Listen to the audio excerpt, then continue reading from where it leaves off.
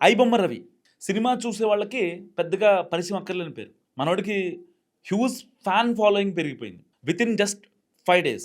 ఐబొమ్మ అనేది దాదాపుగా 5-6 ఏళ్ళ నుంచి యూజ్ చేస్తున్నా సరే ఎవరికి కూడా ఆ ఓనర్ ఎవరో ఎవరికి తెలియదు. కానీ కట్ చేస్తే మనోడు అరెస్ట్ అయ్యాక మాత్రం అందరికి తెలిసింది ఐబొమ్మ రవి. సో అలాంటి వ్యక్తిని ఎందుకు అరెస్ట్ చేస్తారు? ఇటు పక్క నిర్మాతలేమో లేదు ఆయన ఎన్కౌంటర్ చేయాలని, కొంతమంది ఏమో లేదు ఆయన్ని బయట తీసుకొస్తామని. సరే, ఎవరు ఎలా ఉన్నా అంటే సమాజంలో సామాజికవేత్తలు, అనలిస్టులు ఎవరు ఎలా ఉన్నా సరే సామాన్య ప్రజలు మాత్రం ఆయన్ని ఎందుకు ఎన్కౌంటర్ చేయాలి, అసలు ఆయన ఎందుకు అరెస్ట్ చేశారు? ఆయనకు సమాజ సేవకుడు. ఆయన వల్ల మేము చాలా సినిమాలు చూసాం.